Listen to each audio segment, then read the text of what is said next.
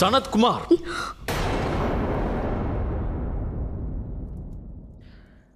தேவராஜன் என்ற முறையில் தாங்கள் அவ்வாறு செய்வதற்கு நான் அனுமதிக்கப் போவதில்லை. பொறுங்கள் தேவேந்திரா.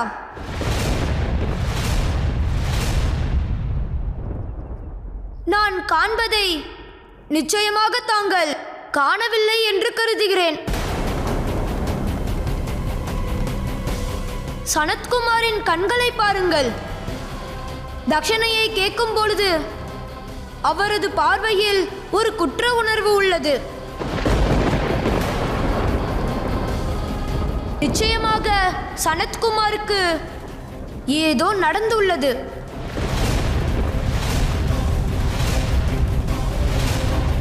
தாங்கள் இப்பொழுது கூறியவை உண்மையா? கூறுங்கள்.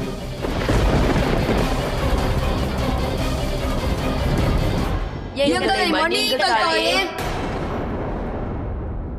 ஆனால் எங்களுக்கு தானமாக மகாதேவரை தவிர வேறு எதுவும் தேவையில்லை.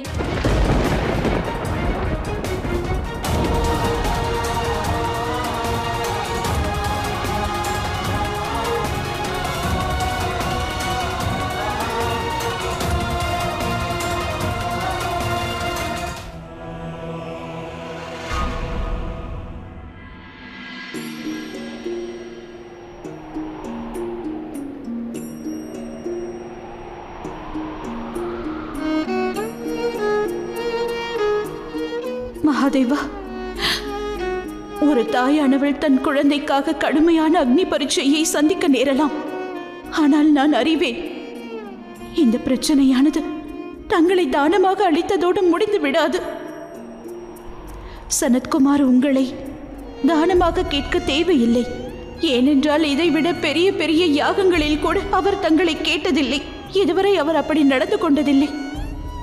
ஏனென்றால் அவர் தட்சணையை விட தானத்தை பற்றி நன்றாக அறிவார். இந்த பிரச்சனையின் பின்னால் இருக்கும் அந்த நபர் யார் என்பதை நான் அறியேன்.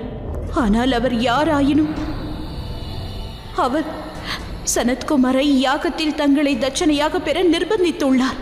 அவர் நிச்சயமாக சிவன் சக்தியை பிரிக்க நினைக்கிறார்.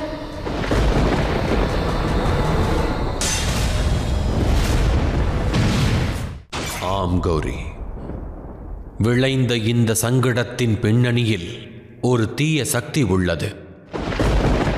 இதற்கு முன்பு எண்ணற்ற முறையில் கைலாயம் மற்றும் இப்பிரபஞ்சத்தை நீ தீய சக்திகளிடமிருந்து காப்பாற்ற கைலாயத்தையே துறந்துள்ளாய்.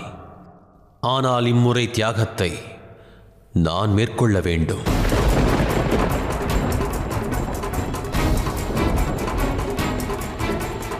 என்னை அடையும் பொருட்டு நீ மேற்கொள்ளும் இப்பயணத்தை நிறைவு செய்கையில் தீய சக்திகள் அனைத்தையும் நீ அழித்து சாம்பலாக்கி இருப்பாய்.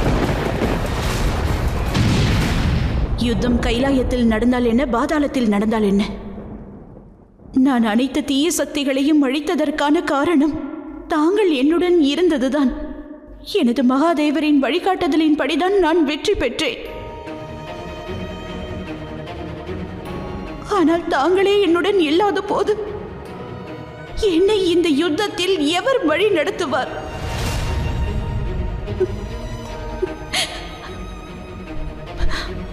தாங்கள் தானே கூறுவீர்கள், சக்தி இல்லாவிட்டால் சிவம் சவம் என்று.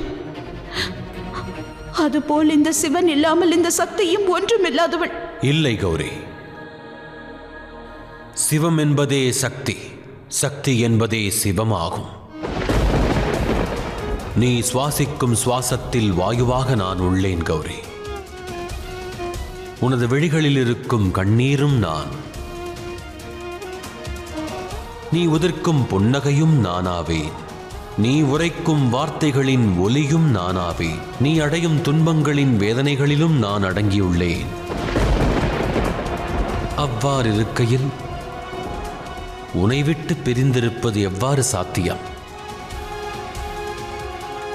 பற்றற்றிருக்கும் என் பற்றே நீதான். விழிகளில் கண்ணீர் வேண்டாம் கௌரி, ஏனெனில் நீயே இயற்கையாவாய். இந்த இயற்கையின் ஒவ்வொரு துளி நீரும் பொக்கிஷமாகும் கௌரி.